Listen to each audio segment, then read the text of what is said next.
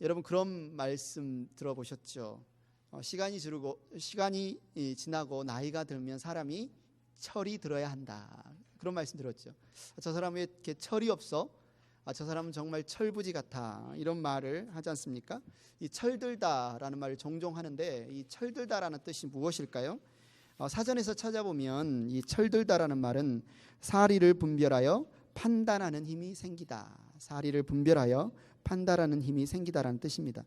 자기만 생각하던 아이가 나이가 들어가면서 자기 감정밖에 모르던 아이가 나이가 들어가면서 이제 남을 배려할 줄 알게 되고 뭔가 엄마 아빠 고생하는 거 알게 되고 조금이라도 와서 피곤하지 하면서 어깨도 주물러주고 뭔가 이렇게 자기 일을 자기 알아서 하는 모습을 보면 참 우리 아이들이 철이 들었다, 이런 모습을 보게 됩니다. 원래 이게 철이 들었다라는 말은 사실은 이 농사 짓는 것과 관련된 말입니다. 철은 여러분이 잘 아는 것처럼 season, 영어로는 계절이란 말이죠. 계절이 지났을 때, 철이 지났을 때 들었어요. 뭐가 들었어요?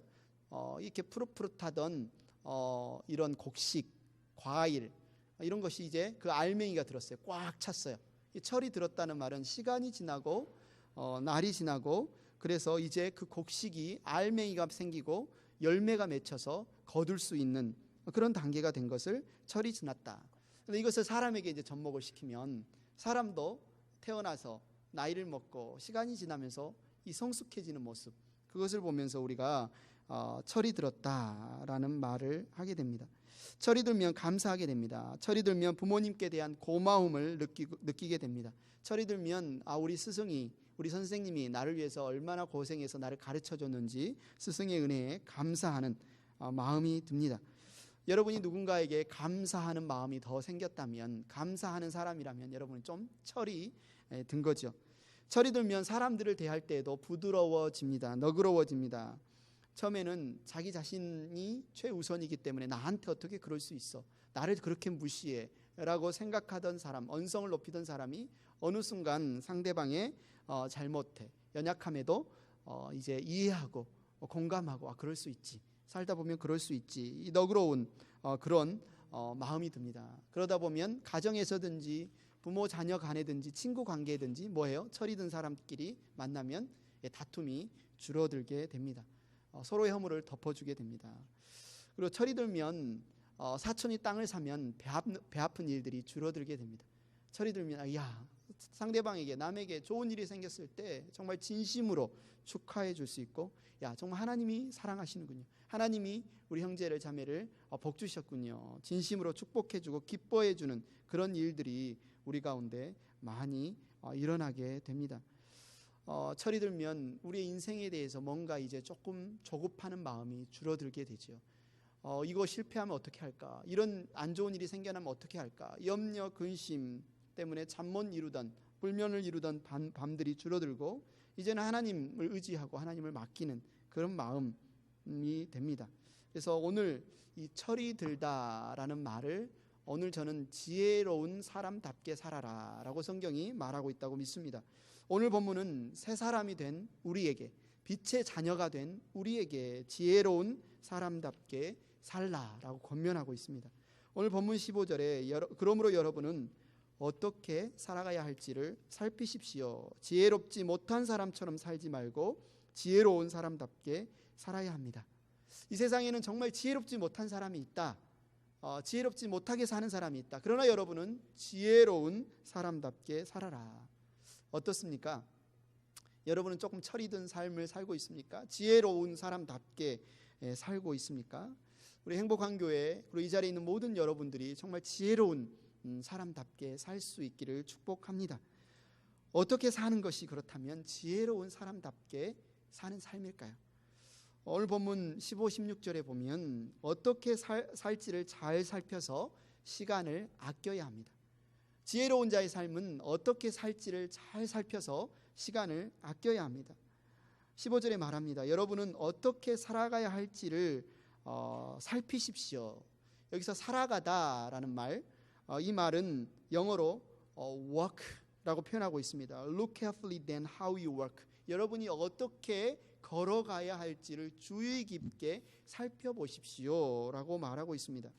우리의 인생은 그냥 그 자리에 멈춰 있는 인생이 아니죠. 여러분 인생은 어쩌면 어딘가를 계속 향해서 걸어가는 것이 인생이 아닌가 생각합니다. 여러분들이 한국에서 태어나서, 여기 보니까 미국에 태어나신 분은, 우리 어린아이들은 저쪽에 있으니 거의 없는 것 같아요. 한국에서 태어나서 한국에서 걸었었습니다. 그런데 어느 순간 보니까 우리가 이제 이 미국 땅을 걷고 있습니다.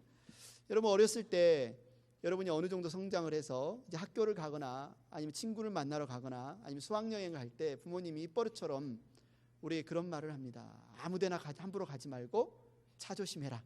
이런 말씀 다 들어보셨죠? 나가면 꼭 부모님이 그런 말씀 하지 않습니까? 아무데나 막 가지 말고, 물가에 함부로 가지 말고 차 조심해라. 이런 말을 많이 합니다. 왜냐하면 부모님은 우리가 밖에 나가면 위험한 일을 겪을 수 있다는 사실을 알기 때문에 조심하라, 주의하라, 잘 살펴서 걷고 조심하라고 말합니다. 어제 우리 큰딸 시원이가 집 근처에 사는 친구와 함께 운동을 한다고, 러닝을 한다고, 가깝기 때문에 걸어간다고, 친구 만나러 걸어간다고 이야기를 하고 나갔습니다.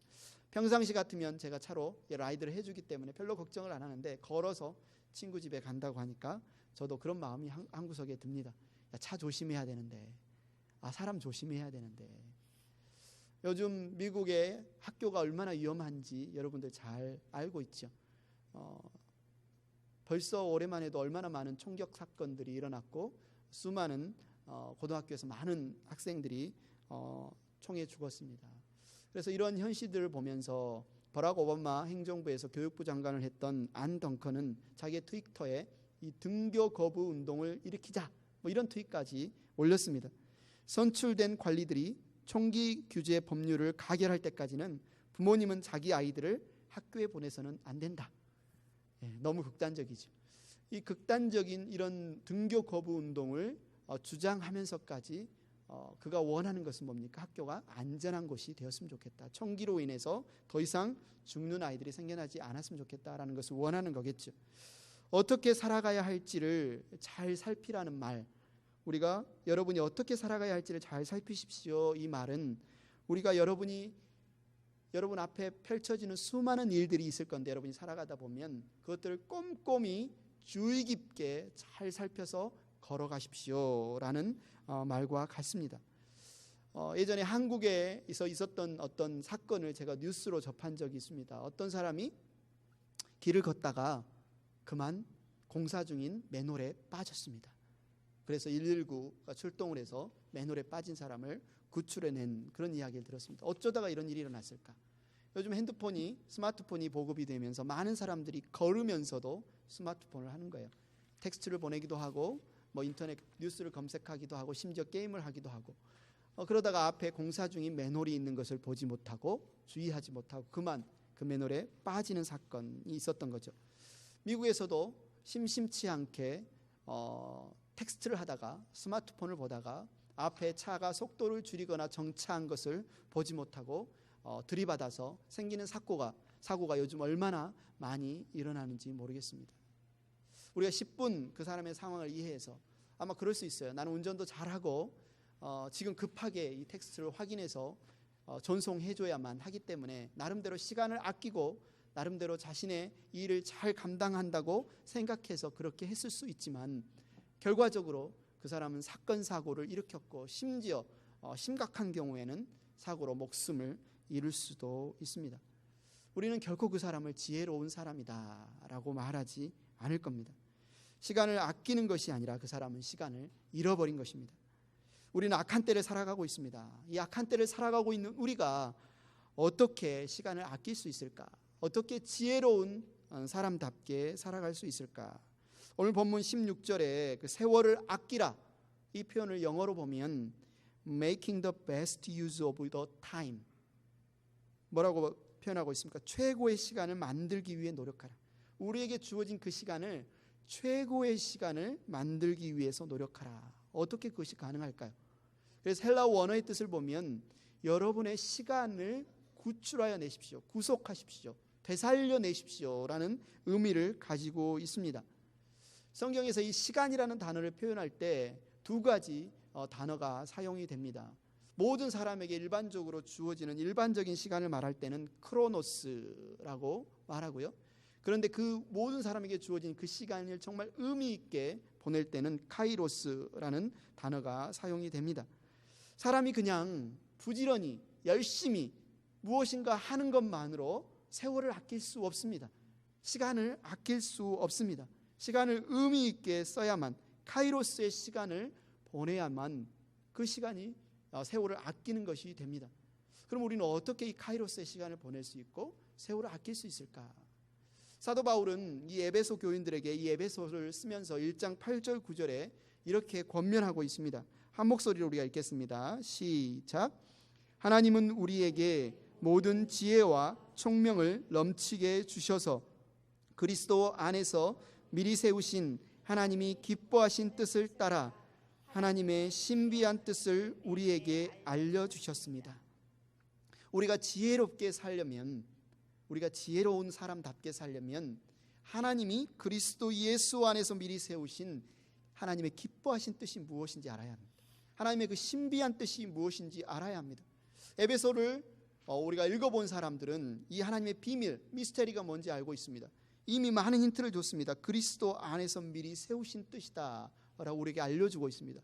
무슨 말입니까? 바로 예수 그리스도를 통한 하나님의 구원 계획, 하나님의 구원 계획, God's plan, 우리를 구원하시기 위한 예수 그리스도의 십자가의 보혈, 예수님의 십자가의 복음을 믿는 자들은 그 어떤 사람이라도 차별하지 않고 구원하겠다는, 하나님의 자녀를 삼으시겠다는 그 계획이 바로 하나님의 기뻐하신 뜻, 하나님의 신비한 뜻입니다.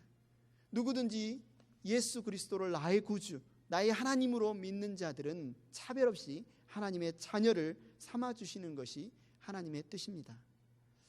아마 저희 세대, 제가 학창 시절에 굉장히 유명했던 사람인데요, 이 스티븐 코비라고 성공하는 사람들의 7가지 습관이라는 책이 있습니다. 이 사람이 그의 두 번째 책, 소중한 것을 먼저 하라 라는 책이 있습니다. 소중한 것을 먼저 하라.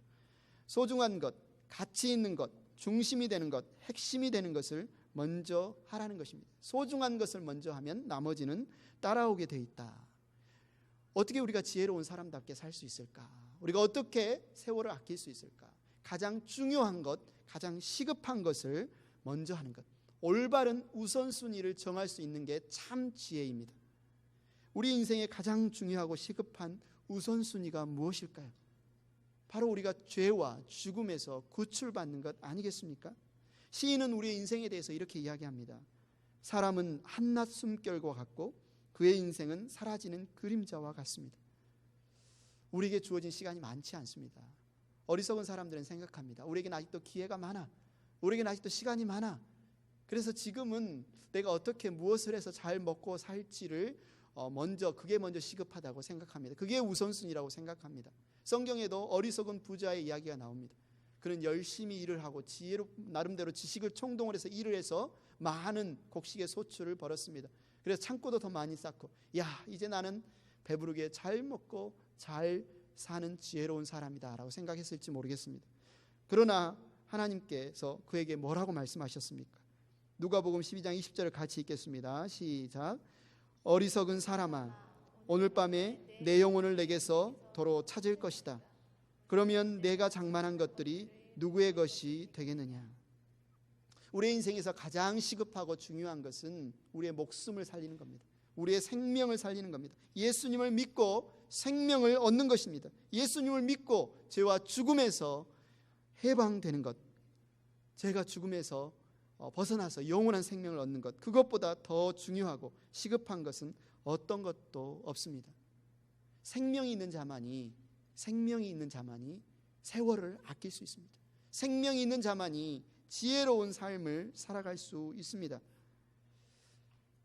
악한 때를 살아가면서 여러분은 지금 카이로스의 시간을 보내고 있습니까? 아니면 그냥 주어진 시간을 흘러가는 대로 크로노스의 시간을 보내고 계신 분이 있습니까? 아직까지 예수님이 여러분의 인생의 구주와 주님이 아니시라면 이 시간 여러분 예수님을 나의 구주, 나의 주님으로 이 시간 모셔드리기를 바랍니다. 하나님은 있는 모습 그대로 여러분을 받아주십니다. 여러분의 삶을 들으십시오. 하나님의 은혜로 여러분을 구원하여 주시기를 구하십시오. 하나님 이렇게 약속해 주십니다. 같이 읽겠습니다. 너희가 나를 찾으면 나를 만날 것이다. 여러분이 하나님을 찾으면 주님 나를 만나 주십시오. 나를 구원하여 주십시오. 나의 하나님이 되어 주십시오. 찾으면 바로 주님이 여러분의 하나님이 되어 주시고 여러분의 인생 가운데 여러분의 구주가 되어 주십니다. 이 시간 잠깐 눈을 감고 아직까지 예수님을 나의 구주, 나의 하나님으로 모시지 못한 분이 있다면 이 시간 믿음의 고백을 드리십시오. 하나님이 여러분의 외모를 보지 않으십니다. 여러분의 공로를 보지 않으십니다. 여러분의 행위를 보지 않으십니다. 이 시간 여러분의 중심을 보십니다. 여러분이 얼마나 주님을 원하는지, 주님을 만나고 싶은지, 생명을 얻고 싶은지 우리 주님은 원하십니다. 이 시간 마음속으로 저를 따라서 한마디씩 기도해 주십시오. 주 예수님, 나는 주님을 믿고 싶습니다. 예수님께서 나의 죄를 위해서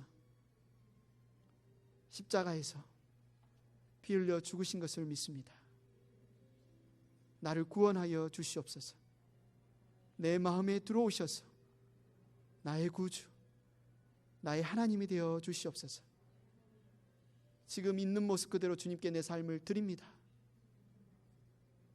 내 삶을 받아 주시옵소서. 나를 주님이 원하시는 사람으로 변화시켜 주시옵소서. 예수님의 이름으로 기도드렸습니다. 아멘. 예수님을 믿고 하나님의 자녀가 된 여러분,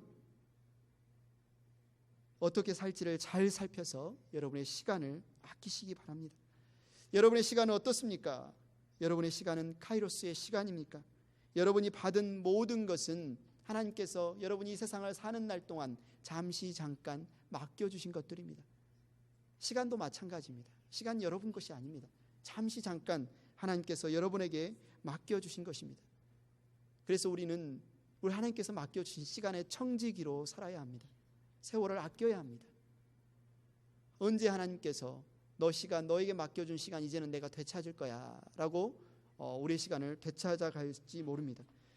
사랑하는 행복한 교회 성도 여러분, 지혜로운 사람답게 주님이 주시는 지혜로 여러분의 시간을 아끼는 저와 여러분들 되기를 축복합니다.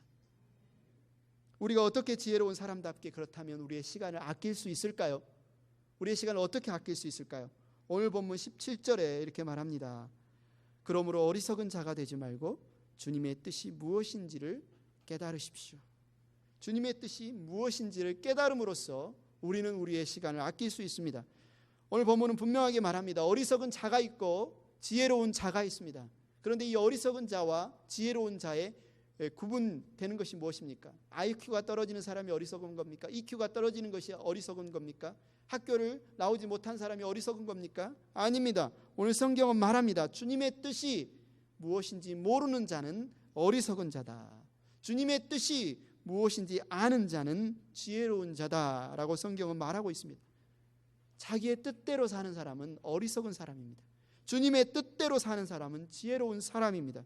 주님의 기쁘시고 선하시고 온전하신 뜻을 알고 행하는 사람, 그 사람이 바로 지혜로운 사람입니다. 우리 주 예수 그리스도께서 십자가를 지시기 전날 밤 겟세마네 동산에서 어떻게 기도하셨습니까? 예수께서 이렇게 기도하셨습니다. 아빠, 아버지께서는 모든 일을 하실 수 있으시니 내게서 이 잔을 거두어 주십시오. 그러나 내 뜻대로 하지 마시고 아버지 뜻대로 하여 주십시오. 예수님은 온전한 하나님이시면서 온전한 인간으로 이 땅에 오셨습니다. 예수님은 피곤하셨고 매를 맞으면 아프셨고 오랫동안 길을 걸으면 발바닥이 부르트고 피곤하셨습니다. 고통에 대해서 죽음에 대한 두려움도 계셨습니다. 그러나 이 잔을 거두는 게 주님의 원함이었지만 그는 자신의 뜻이 아니라 하나님 아버지의 뜻을 구하셨습니다. 하나님의 뜻을 알지 못하고 사는 인생은 마치 어디로 가야 할지 목적지도 알지 못한 채 떠나는 여행과도 같습니다. 성경은 이러한 인생에 대해서 바다 위에 난파되어서 어디로 가야 할지 알지 못한 채 둥둥 떠다니는 배와 같다라고 표현합니다. 또로 바람에 이리저리 떠다니는 물 위에 나무 잎사귀와 같은 인생이다라고 말합니다. 우리가 주님의 뜻을 알아야만 이 악한 세대, 악한 때 지혜로운 삶을 살 수 있습니다. 세월을 아낄 수 있습니다. 어두운 세상에서 빛의 자녀로 살 수 있습니다. 우리를 붙들고 있는 옛사람의 습관을 벗어버리고 새 사람을 입을 수 있습니다. 성경에 보면 하나님께서 놀라운 기적을 이스라엘 백성들에게 행하셔서 애굽의 종되었던 그들을 구원해 주셨습니다. 구출해 주셨습니다. 홍해를 가르시고 이제 광야를 건너서 조금만 가면 가나안 땅에 젖과 꿀이 흐르는 가나안 땅에 들어갈 수 있게 되었습니다. 그러나 그들은 주님의 뜻이 아니라 자신들의 뜻을 끝까지 주장하다 결국은 40년 동안 광야를 방황하는 삶을 살았습니다. 그들의 후회는 어땠습니까? 이제 가나안 땅을 정복하여서 가나안에 정착한 이스라엘 사람들 어땠습니까? 모세는 그들에게 당부합니다. 주님의 뜻을 따르라고, 주님의 뜻을 구하며 주님의 뜻을 따르라고 말씀을 주었지만 그들은 하나님의 뜻을 거부하고 자신의 뜻대로 행하다가 아수르와 바벨론의 포로 생활을 했습니다. 우리가 주님의 뜻을 알아야 하나님의 생명 가운데 살아갈 수 있습니다. 우리가 에베소서 4장에서 보았습니다. 감각을 잃고 몸을 방탕에 내맡기며 탐욕을 부리며 모든 더러운 일을 하는 삶, 주님의 뜻을 알지 못하고 내 뜻대로 사는 삶의 모습입니다. 우리는 주님의 뜻을 알아야 빛의 열매를 거둘 수 있습니다.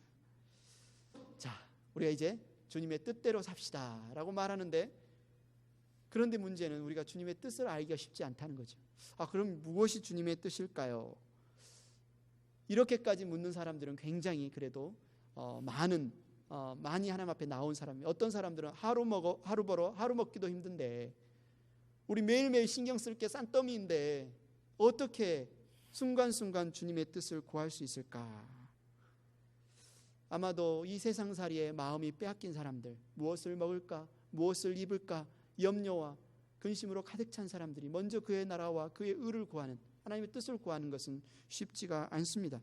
아예 하나님의 뜻은 생각지도 않으면서 사는 삶이 우리에게 얼마나 많습니까? 예수를 믿지는 않지만 인생이 무엇인가, 어떻게 사는 것이 참된 사람의 도리인가에 대해서 오랫동안 연구하고 동양에 큰 영향을 미친 공자는 이렇게 말했습니다. 조문도 석사 가히, 아침에 도를 깨달으면 저녁에 죽어도 좋다.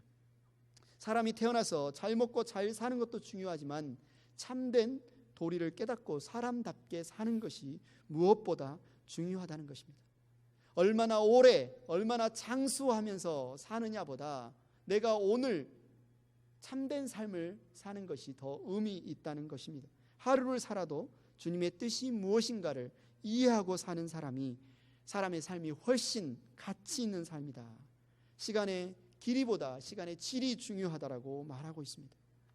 예수님은 몸된 교회의 머리가 되십니다. 예수님은 우리가 닮아가고 자라가야 할 머리가 되십니다.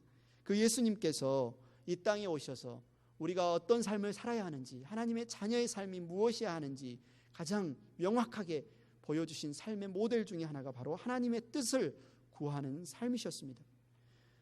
예수님께 제자들이 나와서 우리가 무엇을 먹을까요? 예수님께 어떤 양식을 드릴까요? 이런 질문했을 때 그들에게 예수님께서 이렇게 대답하셨습니다. 같이 읽겠습니다. 시작.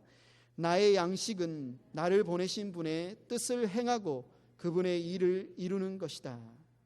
예수님은 한순간도 나의 뜻이 아니라 아버지의 뜻을 구하고 그 뜻을 행하기 위한 삶을 사셨습니다.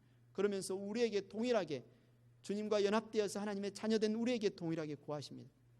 하나님의 자녀라면, 새 사람이라면, 빛의 자녀들이라면, 지혜로운 사람이라면 자신의 뜻이 아니라 하나님의 뜻을 양식으로 삼고 살아야 한다. 그리고 십자가를 지시기 전날 밤 땀방울이 핏방울이 되도록 기도하시면서 좀 전에도 살펴본 것처럼 나의 아버지, 내가 마시지 않고서는 이 잔이 내게서 지나갈 수 없는 것이면 아버지의 뜻대로 해 주십시오. 끝까지 아버지의 뜻을 구하고 아버지의 뜻에 순종했습니다. 사랑하는 행복한 교회 성도 여러분, 우리에게 주어진 시간, 하나님께서 우리에게 주신 시간 얼마나 귀한 선물입니까? 지금 하나님의 뜻대로 살 기회를 놓치고 나중에 후회하지 마시기 바랍니다. 누가 어리석은 사람입니까? 내 뜻대로 사는 사람이 어리석은 사람입니다. 그 사람이 아무리 똑똑하고 아무리 지식이 많고 아무리 박사학위가 많다 할지라도 주님의 뜻을 모르면 그 사람은 어리석은 사람입니다. 누가 지혜로운 사람입니까? 바로 주님의 뜻대로 사는 사람이 지혜로운 사람입니다. 이 지혜마저도 하나님이 창조하신 것입니다. 우리는 어떻게 지혜로운 사람답게 살 수 있을까요? 매 순간 하나님의 뜻을 묻고 깨달아 하나님의 뜻대로 사는 사람이 지혜로운 사람입니다. 행복한 교회 성도 여러분, 저와 여러분 모두가 매 순간 주님의 뜻을 묻고 뜻대로 행하는 사람이 되기를 축복합니다. 우리가 이제 지혜로운 사람이란 어떻게 행할 것을 잘 살펴서 시간을 아끼는 사람이 지혜로운 사람인 것을 보았고, 그 지혜로운 사람답게 사는, 세월을 아끼는 비결은 내 뜻이 아니라 주님의 뜻대로 사는 삶이 세월을 아끼고 지혜로운 삶인 것을 살펴보았습니다. 그렇다면 이제 우리는 어떻게 주님의 뜻을 깨달을 수 있을까요? 우리는 어떻게 주님의 뜻을 깨달아 지혜로운 사람답게 살 수 있을까요? 오늘 본문은 우리에게 친절하게 그 답을 주고 있습니다. 5장 18절을 읽겠습니다. 시작. 술에 취하지 마십시오. 거기에는 방탕이 따릅니다. 성령의 충만함을 받으십시오. 우리가 지혜로운 사람답게 살려면, 우리가 세월을 아끼려면, 우리가 주님의 뜻을 깨달으려면 우리는 성령의 충만함을 받아야 합니다. 성령의 충만함을 받는 것이 바로 주님의 뜻을 깨닫는 가장 바른 길이고 올바른 길이고 유일한 길입니다. 바울은 성령의 충만함을 술 취함에 비교해서 설명하고 있습니다. 이 세상이 술 취함으로 특징 지어진다면 하나님 나라의 삶은 성령의 충만함으로 특징 지어지는 삶입니다. 취한다라는 게 어떤 뜻일까요? 무엇인가 취할 때 우리는 그것에 의존되고 그것에 지배받는 삶을 사는 것을 보게 됩니다. 술에 취한 사람을 이렇게 보면 뭐 그런 경험이 있죠. 우리도 과거에 보면 어떤 일들이 일어납니까? 술의 지배를 받게 됩니다. 평소에는 굉장히 소심하고 용기 없던 사람이 술에 취하게 되면 굉장히 무모하리만큼 용감하고 담대해져서 막 사랑 고백을 하기도 하고 자기보다 훨씬 힘센 사람에게 막 도전해서 싸우기도 하는 그런 일들이 일어나지 않습니까? 또 술에 취하면 어떤 일이 일어납니까? 평소에는 굉장히 젠틀하고 예의 바르고 얌전했던 사람이 술에 취하니까 사람이 안화무인이 되고 어떻게 저런 사람에서 저런 모습이 나올까 의심스러울 만큼 전혀 다른 사람의 모습이 나오는 것을 보게 됩니다. 술 취함이란 이 세상에 취하는 것을 대표해서 오늘 사도 바울은 술에 취하지 말라라고 명령하고 있습니다. 술 취함은 술에 취하고 돈에 취하고 남자와 여자에 취하고 드라마에 취하고 일에 취하는 것, 심지어 그것으로 부족하면 마약에 취하는 것, 맨정신으로 세상을 살아갈 힘이 없을 때 무엇인가 다른 것에 의존하고 그것의 지배를 받고자 하는 사람들의 특징이 바로 이 술 취함으로 드러납니다. 성령 충만함은 겉에 어떤 모습들은 이 술 취함의 현상과 비슷한 모습들이 나타납니다. 사람이 술에 취하면 그 술에 그 사람이 지배받는 것처럼 성령의 충만함이라는 것은 바로 성령의 지배를 받는 것을 말합니다. 우리 안에 내주하시는 성령께서 충만함으로 우리 가운데 지배할 때 우리는 성령과 하나 되어지는 그런 일들이 일어납니다. 마치 사랑에 빠진 것처럼 성령님이 말씀하실 때, 성령이 깨닫게 해주실 때 무엇이든지 다 그분의 뜻에 맞춰지는 것, 내 삶을 송두리째 성령께 내어주셔 주님께 내어드려도 아깝지 않는 것, 그것이 바로 성령의 충만한 모습입니다. 성령께 내 삶을 맡기고 따라가면 우리의 인생이 심플해집니다. 자유로워집니다. 그전에는 어떻게 해야 될까? 무엇을 해야 될까? 이쪽일까 저쪽일까? 나름대로 계산하고 복잡하고 머리가 아팠었는데 성령께 초점을 맞추고 그분이 하시는 말씀에 귀를 기울이고 순종하기만 하면 되니까 우리의 삶이 얼마나 단순해지는지 모릅니다. 우리의 눈을 현혹했던 것들이 거치고 우리의 인생에 있어서, 우리의 삶에 있어서 무엇이 진짜 중요한지 선명하게 볼 수 있게 됩니다. 무엇이 진짜인지, 무엇이 가짜인지, 나를 향한 주님의 뜻이 무엇인지 바로 성령이 충만할 때 우리 가운데 주어지는 것입니다. 술이 줄 수 없는 기쁨, 돈이 줄 수 없는 기쁨, 이 세상이 줄 수 없는 평안을 바로 성령이 충만할 때 성령께서 우리에게 주십니다. 참된 기쁨과 참된 평안을 누리게 하십니다. 하나님이 사람을 처음으로 창조하셨을 때 사람이 하나님이 그 앞에 존재하시는 것을 온전히 느끼고 자유롭게 하나님과 교제하고 하나님과 대화하고 하나님과 사랑하고 교제하였던 그 삶의 모습으로 회복되어집니다. 신앙생활을 하되 억지로 하지 않습니다. 예배 가기 싫은데, 찬양하기 싫은데, 기도하기 싫은데, 안 하면 벌 받을 텐데, 뭐 일이 잘못 꼬일 텐데, 이렇게 신앙생활을 하지 않습니다. 성령 충만할 때 하나님께 예배하는 것이 기쁘고, 기도하는 것이 기쁘고, 찬양하는 것이 기쁘고, 하나님 자랑하는 것이 그 무엇보다도 기쁜 일이 되어집니다. 그래서 성령 충만은 그리스도인에게 있어서는 마스터키와 같습니다. 만능 열쇠와 같습니다. 사도 바울은 그래서 에베소 교인들에게 강조하고 있습니다. 여러분, 성령 충만을 받으십시오.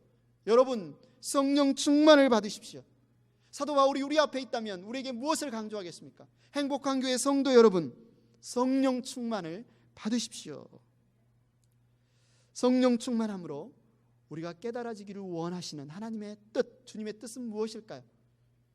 오늘 성령 충만의 열매들이 오늘 19, 20절에 나오는데 어떤 열매를 맺히느냐를 보면서 우리는 성령 충만을 통해서 하나님께서 우리에게 바라시는 주님의 뜻을 살펴볼 수 있습니다. 19절 말씀을 같이 읽겠습니다. 시작. 시와 찬미와 신령한 노래로 서로 화답하며 여러분의 가슴으로 주님께 노래하며 찬송하십시오. 아멘. 여기서 시는 시편이고 찬미는 찬송가이고 신령한 노래는 영가입니다. 이건 모두 예배 시간에 우리가 드리는 찬양을 의미하고 있습니다. 좀 전에 우리가 함께 주님을 찬양하지 않았습니까? 우리가 시와 찬미와 신령한 노래로 주님을 함께 찬미하고 찬양하고 영광을 돌렸습니다. 앞에서 김기영 목사님이 찬양팀이 인도할 때 여러분이 화답하면서 아멘으로 화답하면서 함께 불렀습니다. 함께 박수치면서 불렀습니다. 이것이 바로 시와 찬미와 신령한 노래로 서로 화답하며 하나님을 찬양하는 것, 주님을 예배하는 것. 성령이 충만한 사람에게서 나타나는 열매가 무엇입니까? 하나님을 향한 찬양입니다. 하나님을 향한 예배입니다. 하나님은 신령과 진정으로 드리는 예배를 받으십니다. 여러분, 성령 안에서 주님을 찬양하고 성령 안에서 주님을 예배하시기를 바랍니다. 여러분, 성령 충만함을 경험하고 싶은데 성령 충만함이 받는 것이 어려우신 분이 계십니까? 중요한 좋은 방법이 있습니다. 바로 성령 충만한 자리에 지속적으로 꾸준히 참여하는 것입니다. 예배에 빠지지 마시고 꾸준히 나오셔서 성령 안에서 주님을 찬양하십시오. 행복한 교회 목요 기도 모임 가운데 우리가 성령 안에서 주님을 찬양하는 시간이 있습니다. 여러분, 그 시간 사모하셔서 나오셔서 그 시간에 함께 찬양하고 기도하십시오. 여러분, 목장 모임 사모하십시오. 우리 문봉재 집사님이 기도했던 것처럼 각 목장마다 성령께서 역사하시는 충만한 모임이 이루어지고 있습니다. 그 자리에 오셔서 함께 나누고 함께 기도하고 함께 찬양할 때 성령께서 여러분을 충만하게 채워주실 것을 믿습니다. 성령 충만하여 가슴으로 주님을 노래하며 찬송하기를 바랍니다. 또 다른 성령의 열매, 주님의 뜻은 무엇일까요? 본문 20절을 읽겠습니다. 시작. 모든 일에 언제나 우리 주 예수 그리스도의 이름으로 하나님 아버지께 감사를 드리십시오. 아멘. 하나님 아버지께 감사하라고 했습니다. 누가 하나님 아버지께 감사할 수 있을까요? 하나님과 전혀 상관없는 사람이 하나님께 감사할 수 있을까요? 아닙니다. 하나님이 나의 아버지시구나, 내가 하나님의 자녀이구나, 이 사실을 아는 자가, 이 사실을 믿는 자가 바로 하나님 아버지께 감사할 수 있습니다. 성령께서 우리의 마음을 비춰주실 때 우리가 죄인인 것을 깨닫고 우리가 하나님이 우리 아버지 되심을 깨닫고 예수 그리스도의 십자가의 보혈 안에서 우리가 거듭나서 하나님의 자녀가 될 수 있음을 믿습니다. 모든 일에 언제나 감사하라고 했습니다. 모든 일에 언제나 여러분 감사할 수 있습니까?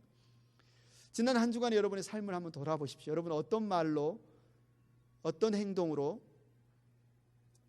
여러분의 삶이 드러났습니까? 정말 감사, 모든 일에 언제나 감사드렸습니까? 우리가 이 세상을 살아갈 때 정말 우리가 언제나 모든 일에 감사할 수 없는 존재구나 라는 사실을 저도 깨닫고 여러분도 깨닫게 됩니다. 찬양과 감사보다 원망과 불평이 더 먼저 나오는 모습이 우리의 모습입니다. 그렇다면 우리가 어떻게 언제나 모든 일에 감사할 수 있을까요? 하나님은 선하신 우리의 아버지시다라는 사실을 붙들 때, 하나님은 은혜와 인자와 사랑이 무궁하시는 나의 아버지시다라는 사실을 놓치지 않을 때 우리의 입에서 감사가 터져 나올 수 있습니다.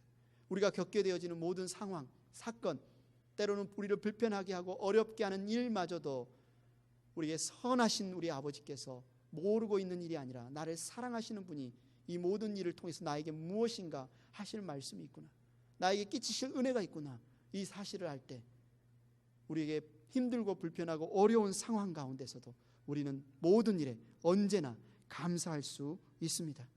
선하신 하나님을 바라보시기 바랍니다. 우리 주 예수 그리스도의 이름으로 감사하라고 했습니다. 왜 우리 주 예수 그리스도의 이름으로 감사하라고 했을까요? 하나님께서 우리에게 지혜와 총명을 주셔서 우리를 향하신 예수 그리스도 안에서 미리 계획하신 선하신 하나님의 뜻을 우리로 알라고 했는데, 그 뜻이 무엇입니까? 바로 예수 그리스도, 그분을 믿음으로 우리에게 부활 생명, 영생을 얻게 된 사실을 우리에게 보라는 말씀이죠. 하나님이 우리에게 주신 가장 큰 선물은 무엇입니까? 바로 예수 그리스도입니다. 하나님이 우리에게 준 가장 큰 선물은 무엇입니까? 바로 예수 그리스도 안에서 영원한 생명을 얻은 것입니다. 부활할 생명을 얻은 것입니다. 이 세상에서 가장 존귀한 것, 가장 귀한 것, 가장 큰 것, 그 무엇과도 바꿀 수 없는 것을 받았다면 나머지 작은 것, 잠깐 몸이 아픈 것, 잠깐 사업이 어려운 것, 잠깐 인간관계에 있어서 갈등이 있는 것, 이것 가지고 우리가 하나님께 원망하며 불평하며 감사하지 못할 일이 없습니다. 가장 큰 감사가, 가장 큰 은혜가 나머지 모든 것을 덮어버리기 때문에 그렇습니다. 성령 충만한 사람은 하나님께 감사하지 않을 수 없습니다. 성령 충만한 사람은 하나님을 찬양하지 않을 수 없습니다. 성령 충만한 사람은 하나님의 뜻을 깨달아 하나님의 뜻대로 살아갈 수 있습니다. 아침 저녁으로 철이 바뀐 것을 여러분 느끼시죠? 찬바람이, 시원한 바람이 불었었는데 이제 더 이상 시원한 바람이 불지 않습니다. 바람이 불면 뜨거운 바람이 붑니다. 이른 봄에 심었던 저희 집 뒷마당에, 뒷야드에 상추가 이제는 꽃이 피었습니다.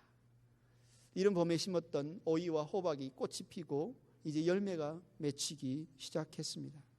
사랑하는 행복한 교회 성도 여러분, 여러분은 철이 드셨습니까? 여러분의 삶에 믿음의 꽃이 피셨습니까? 성령의 열매가 맺혔습니까? 주님의 뜻대로 살아가는 지혜로운 사람답게 살아가고 계십니까? 여러분의 시간은 주님 안에서 생명을 낳는 카이로스의 시간이 되고 있습니까? 성령의 바람이 여러분의 삶의 구석구석에 불어오기를 기도합니다.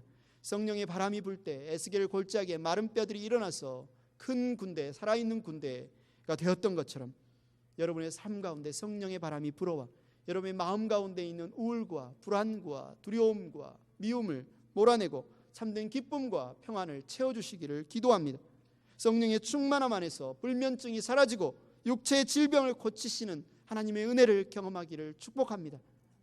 육신의 연약함 가운데서 오히려 하나님의 큰 은혜를 경험하였던 바울처럼 여러분의 육신의 연약함, 삶의 불편함 가운데서도 하나님의 놀라운 은혜를 경험하기를 축복합니다. 예배 시간에나 기도 시간에나 목장 모임에서나 가정에서나 일터에서나 모든 일에 언제나 우리 주 예수 그리스도의 이름으로 하나님 아버지께 찬양하고 감사드리는 저와 여러분들 되기를 축복합니다.